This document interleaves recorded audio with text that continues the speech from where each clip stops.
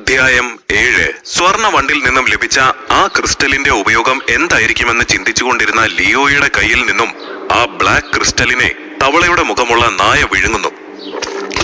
ഭയന്നുപോയ അവൻ ആ ജന്തുവിനെ അവിടെയുള്ള കൂടിനുള്ളിൽ അടയ്ക്കുന്നു.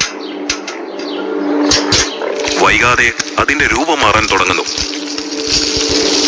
തവളയുടെ മുഖമുള്ള ആ ജീവിക്ക് പെട്ടെന്ന് രൂപമാറ്റം സംഭവിച്ചതെങ്ങനെയെന്ന് ആദ്യം അവന് മനസ്സിലായില്ല. എന്നാൽ ഒന്നുകൂടി ആലോചിച്ചപ്പോൾ അവനുള്ള ഉത്തരം കിട്ടി. എനിക്ക് കിട്ടിയ ബ്ലാക്ക് ക്രിസ്റ്റൽ, അതാണിതിന് കാരണം. അത്ഭുത ശക്തിയുള്ള ഒരു മാജിക് ക്രിസ്റ്റലാണത്. സാധു മൃഗങ്ങളെ പോലും പരിണമിപ്പിച്ച് ഭീകര ജന്തുക്കളാക്കാനുള്ള കഴിവ് ആ ക്രിസ്റ്റലിനുണ്ട്. അങ്ങനെ പരിണമിച്ച മൃഗങ്ങളെ കൊന്നാൽ ധാരാളം ലൈഫ് പോയിന്റുകൾ നേടാനാകും. അവന് സന്തോഷം കൊണ്ട് തുള്ളിച്ചാടാൻ തോന്നി. എന്നാൽ പെട്ടെന്ന് കേട്ട അലർച്ചയിൽ അവൻ യാഥാർത്ഥ്യത്തിലേക്ക് മടങ്ങിയെത്തി. കൂടിനുള്ളിൽ കിടന്ന ജീവിയുടെ മാറ്റം കണ്ടപ്പോൾ അവന്റെ കണ്ണുകൾ അത്ഭുതത്താൽ വിടർന്നു. ആ ജീവിക്ക് പൂർണ്ണമായും പരിണാമം സംഭവിച്ചിരിക്കുന്നു. അതിന്റെ ദേഹത്തുണ്ടായിരുന്ന പച്ച നിറത്തിലുള്ള ചിതമ്പലുകൾ കടും പച്ചയായി മാറി. മൂർച്ചയേറിയ കൂർത്ത പല്ലുകളും കൊളുത്തുകൾ പോലെ വളഞ്ഞ നഖങ്ങളും അതിന്റെ രൂപത്തെ കൂടുതൽ ഭീകരമാക്കി. ഇനിയും വൈകിയാൽ ആ മൃഗം കൂട് തകർത്ത് പുറത്തേക്ക് വരുമെന്ന് മനസ്സിലാക്കിയ ലിയോ ആ ജീവിയെ വകവരുത്തുവാൻ തീരുമാനിച്ചു. അവൻ ധൈര്യത്തോടെ അരയിലിരിക്കുന്ന ചെറിയ കത്തി വലിച്ചൂരി.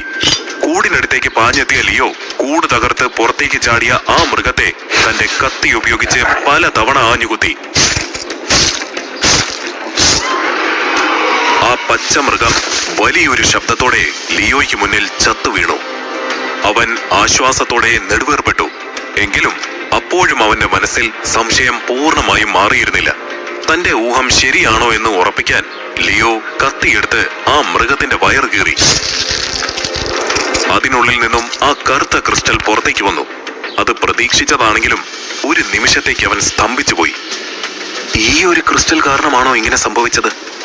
സാധാ ജന്തുക്കളെ വിചിത്ര ജന്തുക്കളാക്കാനുള്ള കഴിവുണ്ടോ ഇതിന്? അങ്ങനെയാണെങ്കിൽ മൃഗങ്ങളുടെ പരിണാമത്തിന് കാരണമാകുന്ന ഈ ക്രിസ്റ്റൽ ശരിക്കും ഒരു അത്ഭുതമാണ്. അവൻ ക്രിസ്റ്റൽ കയ്യിലെടുത്ത് സന്തോഷം കൊണ്ട് തുള്ളിച്ചാടി. കാര്യമായ ആയുധങ്ങളോ വേട്ടയാടാനുള്ള കഴിവോ ഇല്ലാതെ ആ വിചിത്ര ജന്തുവിനെ കൊല്ലാൻ കഴിഞ്ഞതിൽ അവന് വല്ലാത്ത ആവേശം തോന്നി. അവൻ ആ ക്രിസ്റ്റൽ കയ്യിലെടുത്ത് തുടച്ച് വൃത്തിയാക്കി. അതിനെ 2 തവണ ചുംബിച്ചു. തനിക്ക് ലഭിച്ച വലിയൊരു നിധിയായി കണ്ട് ആ ക്രിസ്റ്റലിനെ സംരക്ഷിക്കാൻ അവൻ തീരുമാനിച്ചു. അതിനുശേഷം അവൻ കത്തി ഉപയോഗിച്ച് ആ പച്ച മൃഗത്തെ പല കഷ്ണങ്ങളാക്കി മുറിച്ചു മാറ്റിവെച്ചു. എന്നിട്ട് കലത്തിൽ തിളച്ചുകൊണ്ടിരുന്ന സ്വർണ വണ്ടിന്റെ ബാക്കി ഭാഗങ്ങൾ എടുത്ത് അവൻ സന്തോഷത്തോടെ കഴിച്ചു. പെട്ടെന്ന് അവന് മുന്നിൽ മാജിക് സ്ക്രീൻ തെളിഞ്ഞു. അതിൽ പരിണാമം 0, ആയുസ് 200 വർഷം, പരിണാമത്തിനാവശ്യമായ പോയിന്റുകൾ 9500 സെൽ പോയിന്റുകൾ, ലഭിച്ച സെൽ പോയിന്റുകൾ 500, അവസാന വേട്ട സ്വർണ നിറ വണ്ടും തവളമുഖ നായയും, ആത്മശക്തി സ്വർണ കവചം. ഇത്രയും കാര്യങ്ങളുണ്ടായിരുന്നു. അവൻ സൂക്ഷ്മതയോടെ ഓരോന്നും നിരീക്ഷിച്ചു. അതിൽ ആത്മശക്തിയുടെ സ്ഥാനത്ത് സ്വർണ കവചം എന്ന് കണ്ട അവന്റെ കൗതുകം കൂടി. എന്താണ് ഈ ആത്മശക്തി? സ്വർണ കവചം ധരിക്കുന്നവർക്ക് എന്താകും സംഭവിക്കുക? എന്നാൽ ലിയോ ചിന്തിച്ചു തീരും മുൻപേ ഒരു മാന്ത്രിക സ്വർണ നിഴൽ അവന് മുൻപിൽ തെളിഞ്ഞു. വണ്ടിന്റെ രൂപത്തിൽ കാണപ്പെട്ട നേർത്ത സ്വർണ നിഴൽ വായുവിൽ ഒഴുകി നടന്നു. ആ സ്വർണ വണ്ടിന്റെ നിഴൽ വൈകാതെ അവന്റെ നെഞ്ചിലേക്ക് വന്നു പതിച്ചു. അതൊരു സ്വർണ ദ്രാവകമായി ഉരുകി പടർന്ന് അവന്റെ ശരീരഭാഗങ്ങൾ മുഴുവൻ പൊതിഞ്ഞു. കണ്ണിമ ചിമ്മുന്ന നേരം കൊണ്ട് ലിയോയുടെ ശരീരം മുഴുവനായി സ്വർണ കവചത്തിനുള്ളിലായി. പ്രഗത്ഭനായ ഒരു ഡിസൈനറുടെ സൃഷ്ടി പോലെ ആ കവചം അവന്റെ ശരീരത്തോട് ചേർന്ന് കിടന്നു തിളങ്ങി. ഈ ലോകത്ത് ആർക്കുമില്ലാത്ത, ആരാലും തകർക്കപ്പെടാൻ കഴിയാത്ത ആ സ്വർണ കവചം അവനെ അതിശക്തനാക്കി മാറ്റി. അതവന്റെ ശരീരത്തിന് ഭാരമായിരുന്നില്ല, പകരം അതവനെ ഗാംഭീര്യമുള്ളവനാക്കി. ലിയോയ്ക്കുള്ളിലുള്ള ആഹ്ലാദം അടക്കാൻ കഴിഞ്ഞില്ല. അവൻ തന്റെ സ്വർണ കവചം ധരിച്ചുകൊണ്ട് മുറിയിലൂടെ നടന്നു. ലോഹം പരസ്പരം തട്ടുമ്പോഴുണ്ടാകുന്നത് പോലെ ക്ലങ് ക്ലങ് എന്ന ശബ്ദം അവിടെ മുഴങ്ങി. പെട്ടെന്ന് ലിയോയുടെ തോളിൽ ചീനു പ്രത്യക്ഷപ്പെട്ടു. ലിയോയ്ക്ക് ലഭിച്ച സ്വർണ കവചം കണ്ട് അവൻ അത്ഭുതപ്പെട്ടു. പ്രിയപ്പെട്ട ലിയോ, നീ വ്യത്യസ്തനാണെന്ന് നിനക്ക് ഇനിയും മനസ്സിലായില്ലേ? അതിനുള്ള തെളിവാണ് നിനക്കിപ്പോ ലഭിച്ച സ്വർണ കവചം. ഇതിൽ നീ മിന്നിത്തിളങ്ങുന്നുണ്ടല്ലോ. ചീനു ലിയോയെ പ്രശംസിച്ചു. ചീനു, ഈ കവചം ധരിക്കുമ്പോൾ എനിക്ക് എന്താണ് തോന്നുന്നതെന്നോ? എന്റെ ശരീരത്തിലേക്ക് മറ്റൊരു ശരീരം വന്ന് ചേർന്നതുപോലെ. ഇതുപോലെ സ്വർണ്ണ കവചമുള്ള മറ്റൊരാളെ ഞാൻ ഇതുവരെ റൈഡൻ സിറ്റിയിൽ എങ്ങും തന്നെ കണ്ടിട്ടില്ല. ഇത് ലഭിച്ച ഞാൻ വളരെ ഭാഗ്യവാനാണ് ചീനു. ചീനുവിനോട് ലിയോ സന്തോഷമടക്കാൻ കഴിയാതെ പറഞ്ഞു. ലിയോ മുൻപ് സ്വയം വിലകെട്ടവനായി വിലപിച്ചിരുന്നുവെങ്കിലും ഇപ്പോ സ്ഥിതി വ്യത്യസ്തമാണ്. നീ ഇനി എന്താണ് ചെയ്യാൻ പോകുന്നത് ലിയോ? ചീനു അവനോട് ചോദിച്ചു. ലിയോ ഒരു നിമിഷം ചിന്തിച്ചു. അമ്മയുടെ മരിച്ചത്തിയുടെ മുഖം അവന് മുന്നിൽ മിന്നിമാഞ്ഞു. മുൻപ് എന്റെ കയ്യിൽ ഒന്നും ഉണ്ടായിരുന്നില്ല, പക്ഷെ ഇപ്പോൾ എനിക്ക് ബ്ലാക്ക് ക്രിസ്റ്റൽ ഉണ്ട്. അത് ജീവികളെ പരിണമിപ്പിക്കും. അതുപോലെ വേട്ടയാടാൻ എനിക്ക് സ്വർണ്ണ കവചമുണ്ട്. ഇനിയാണ് എന്റെ വേട്ട തുടങ്ങാൻ പോകുന്നത്. ലിയോ ചീനുവിനെ നോക്കി ആത്മവിശ്വാസത്തോടെ പറഞ്ഞു. ആഹാ, അത് കലക്കി ലിയോ. അപ്പോ ഇനിയാണ് റൈഡൻ നഗരം ഒരു യഥാർത്ഥ യോദ്ധാവിന്റെ പോരാട്ടം കാണാൻ പോകുന്നത്. ചീനു സന്തോഷത്തോടെ പറഞ്ഞു.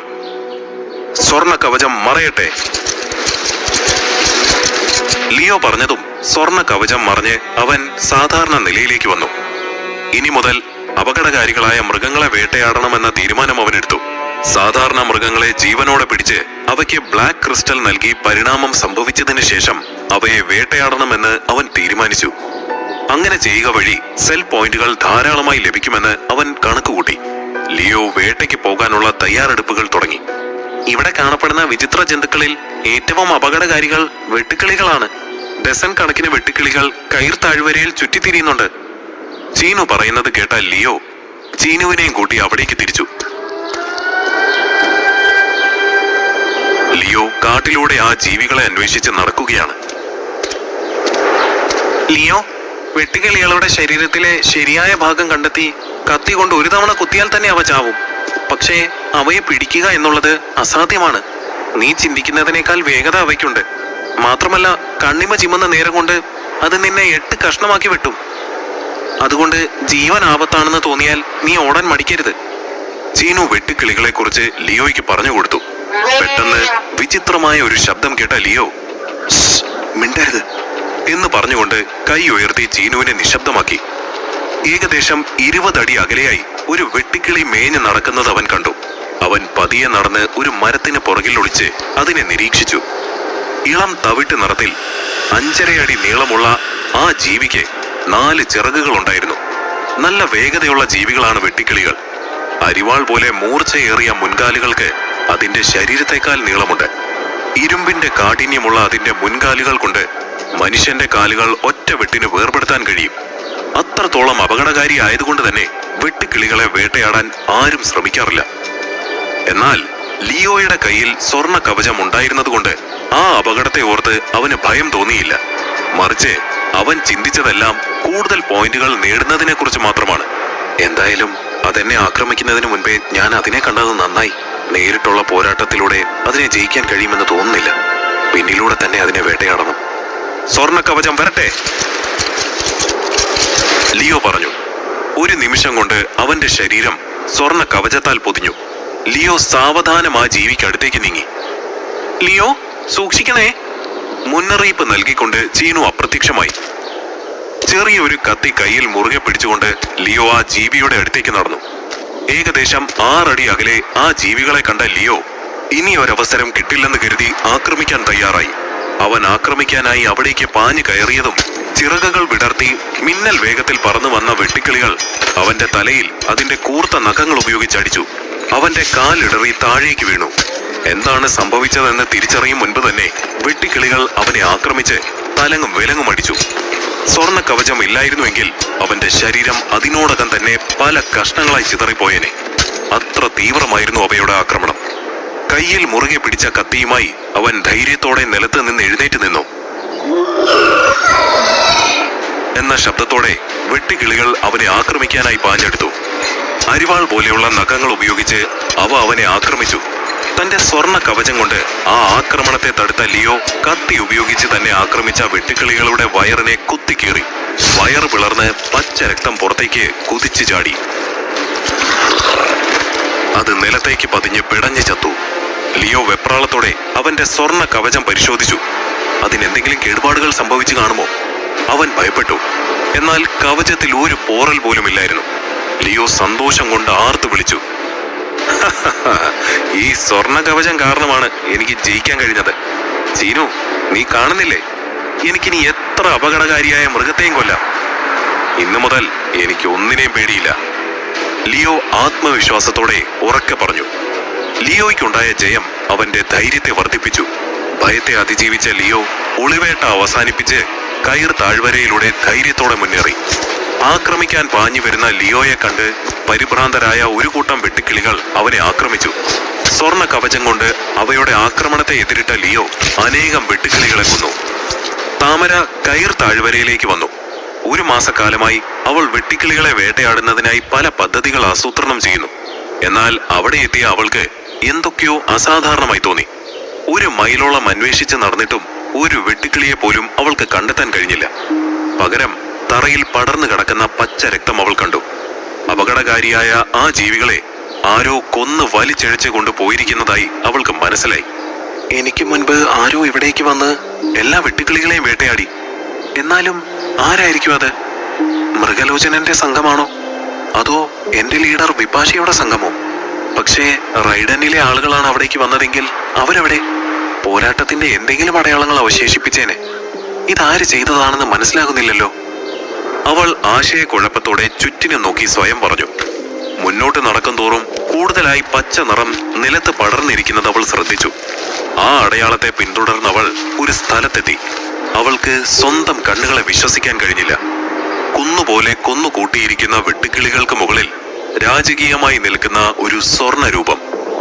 അത് കണ്ട അവളുടെ കണ്ണുകൾ അത്ഭുതത്താൽ വിടർന്നു. അവന്റെ കവചത്തിൽ തട്ടി പ്രതിഫലിക്കുന്ന സൂര്യപ്രകാശം തീ പോലെ തിളങ്ങി. ആശ്ചര്യവും ഭയവും ഒരുപോലെ അവളുടെ കണ്ണുകളിൽ തെളിഞ്ഞു. വെട്ടുകിളികളുടെ ദേഹത്ത് നിന്നും അപ്പോഴും രക്തമൊഴുകുന്നത് കണ്ട അവൾക്ക് അവയെ വേട്ടയാടിയിട്ട് അധികം നേരമായിട്ടില്ലെന്ന് മനസ്സിലായി. വെട്ടുകിളികളെ വേട്ടയാടുന്നത് ഒരു സാധാരണ കാര്യമല്ല. മനുഷ്യരുടെ തലയെ ഒറ്റ വെട്ടിന് രണ്ടായി പിളർക്കാനുള്ള കഴിവ് അവയ്ക്കുണ്ട്. അവയെ ശരിയായ രീതിയിൽ വേട്ടയാടിയില്ലെങ്കിൽ അത് വേട്ടയാടുന്നവന്റെ ജീവൻ അപഹരിക്കും. ആകാംക്ഷയോടെ താമര അവന്റെ മുന്നിലേക്ക് ചെന്ന് നിന്നുകൊണ്ട് ചോദിച്ചു, ഈ ജന്തുക്കളെ മുഴുവൻ നീ ഒറ്റയ്ക്ക് വേട്ടയാടിയതാണോ? ശബ്ദം കേട്ട് തിരിഞ്ഞ ലിയോ അവിടെ താമരയെ കണ്ട് വേഗം തിരിഞ്ഞു നിന്നു. അയ്യോ, ഇവളോ? ഇവളെങ്ങനെ ഇവിടെ എത്തി? എന്നെ ഈ സ്വർണ്ണ കവചത്തിൽ എങ്ങാനും അവൾ കണ്ടാൽ, നിനക്ക് ഈ സ്വർണ്ണ കവചം എവിടുന്ന് കിട്ടി, ആര് തന്നതാ എന്നൊക്കെ ചോദിച്ച് അവൾ എന്നെ ഒരു വഴിയാക്കും. അവൻ സ്വയം പെറുവിറുത്തു. പെട്ടെന്ന് അവന്റെ തോളിൽ ചീനു പ്രത്യക്ഷപ്പെട്ടു. എന്റെ ലിയോ, നിന്റെ മുഖത്തിന്റെ മുക്കാൽ ഭാഗത്തോളം സ്വർണ്ണ കവചമുണ്ട്. അവൾക്ക് നിന്നെ തിരിച്ചറിയാൻ കഴിയില്ല. നീ ധൈര്യത്തോടെ അവളോട് സംസാരിക്കേ, ചീനു പറഞ്ഞു. ഓഹോ, അങ്ങനെയാണോ കാര്യങ്ങൾ? ഇനി നീ എന്റെ പെർഫോമൻസ് നോക്കിക്കോ ചീനു, ലിയോ സന്തോഷത്തോടെ പറഞ്ഞു. അവൻ വേട്ടയാടിയ മൃഗങ്ങളെ എന്ത് ചെയ്യണമെന്നറിയാതെ നിന്ന സമയത്താണ് താമര കൃത്യമായി അവിടേക്ക് വന്നത്. ആ മൃഗങ്ങളെ മൊത്തമായി അവൾക്ക് വിൽക്കാൻ അവൻ തീരുമാനിച്ചു. കിട്ടിയ അവസരം അവൻ മുതലെടുത്തു. ലിയോ താമരയ്ക്ക് നേരെ തിരിഞ്ഞ് അവൾക്ക് അവൻ ആരാണെന്ന് മനസ്സിലാകാത്ത രീതിയിൽ പതിഞ്ഞ ശബ്ദത്തിൽ പറഞ്ഞു, ഹേയ് പെൺകുട്ടി, നിനക്കിത് വേണോ? എനിക്ക് 1500 സെൽ പോയിന്റ് തന്നിട്ട് ഇത് മുഴുവൻ നീ എടുത്തോളൂ. അത്രയും വെട്ടുക്കിളികളെ അവൻ കൊന്നെങ്കിലും അവയുടെ മാംസമെല്ലാം അവനെ കൊണ്ട് കഴിക്കാൻ കഴിയില്ലായിരുന്നു. ലിയോ ആദ്യം വേട്ടയാടിയ വെട്ടുക്കിളികളുടെ മാംസം മുഴുവനും കഴിച്ചിരുന്നു. അതിന്റെ 500 സെൽ പോയിന്റ് മാത്രമേ അവന് കിട്ടുകയുള്ളൂ. ഒരേ തരത്തിലുള്ള ജീവികളെ കഴിച്ചുകൊണ്ടിരുന്നാൽ സെൽ പോയിന്റ് കൂടുകയില്ലെന്ന കാര്യം ഇതിനോടകം അവൻ മനസ്സിലാക്കിയിരുന്നു. 1500 സെൽ പോയിന്റുകളോ? ശരിക്കും? എന്റെ നേതാവ് വിപാശയ്ക്ക് പോലും ഇത്രയും വെട്ടുക്കിളികളെ വേട്ടയാടണമെങ്കിൽ മറ്റുള്ളവരുടെ സഹായം വേണ്ടി വരും. ഇത്രയും അപകടകാരികളായ ഈ മൃഗങ്ങളെ നിങ്ങൾ ഒറ്റയ്ക്ക് എങ്ങനെയാണ് വേട്ടയാടിയത്? താമര ആശ്ചര്യത്തോടെ ചോദിച്ചു. എല്ലാം നിങ്ങളോട് വിശദീകരിക്കാൻ എനിക്ക് സമയമില്ല. 1500 സെൽ പോയിന്റ്സ്. ഇത് നിങ്ങൾക്ക് സമ്മതമാണെങ്കിൽ നമുക്ക് കൂടുതൽ സംസാരിക്കാം, അല്ലെങ്കിൽ ഇവിടെ നിന്ന് പോയിക്കോളൂ, ലിയോ പറഞ്ഞു. 1500 സെൽ പോയിന്റ്സ്? താമര ആലോചനയോടെ പറഞ്ഞു. ലിയോ, അത് ഇത്തിരി കൂടുതലല്ലേ? അവൾക്ക് ഈ കരാറിന് താല്പര്യമില്ലെന്ന് പറഞ്ഞിട്ട് പോകും. അതിനുശേഷം സെൽ പോയിന്റുകൾക്ക് നീ എന്ത് ചെയ്യും? ലിയോയുടെ തോളിൽ പ്രത്യക്ഷപ്പെട്ട ചീനു പറഞ്ഞു. നിന്നെ കണ്ടിട്ട് ഒരു പാവത്തിനെ പോലെ തോന്നുന്നു. ശരി, 1000 സെൽ പോയിന്റ്സ്. ഇനി കുറയ്ക്കാൻ പറ്റില്ല, ലിയോ ആലോചനയോടെ നിൽക്കുന്ന താമരയെ നോക്കി പറഞ്ഞു. ശരി, ഞാൻ ഇതെല്ലാം വാങ്ങിച്ചുകൊള്ളാം. എല്ലാം കൂടി എത്രണ്ണമുണ്ട്? കുറച്ചു നേരം ആലോചിച്ചതിന് ശേഷം താമര പറഞ്ഞു. അങ്ങനെ ചോദിച്ചാൽ ഒരു 40 അല്ലെങ്കിൽ 45 കാണും. സാധാരണ ഞാൻ വേട്ടയാടുന്ന ഒന്നിന്റെ കണക്കെടുക്കാറില്ല, ലിയോ നിസാരമായി പറഞ്ഞു. എന്തൊക്കെ കള്ളമാണോ പറയുന്നത്? അത് കേട്ട ചീനു അവനെ അടിമുടി നോക്കിക്കൊണ്ട് പറഞ്ഞു. ലിയോ എന്തോ ആലോചിച്ച് നിൽക്കുന്ന താമരയെ നോക്കി പറഞ്ഞു. ഈ കച്ചവടം തീർത്തിട്ട് എനിക്ക് വേറെ കാര്യമുണ്ട്, വേഗമാവട്ടെ. താമര സംശയത്തോടെ അവനെ നോക്കി ചോദിച്ചു. എനിക്ക് നിങ്ങളെ പരിചയമുള്ളതുപോലെ. നമ്മൾ ഇതിനു മുൻപ് കണ്ടിട്ടുണ്ടോ? നിങ്ങളുടെ ശബ്ദമൊക്കെ കേട്ടിട്ട് എന്റെ പരിചയത്തിലുള്ള ആരുടെയോ പോലുണ്ട്. താമര പറഞ്ഞത് കേട്ട ലിയോ ഞെട്ടി. ഞാൻ ആരാണെന്ന് ഇവൾക്ക് മനസ്സിലായോ? അവൻ മനസ്സിൽ പറഞ്ഞുകൊണ്ട് ചീനു ഇരിക്കുന്നിടത്തേക്ക് നോക്കി. അവിടം ശൂന്യമായിരുന്നു.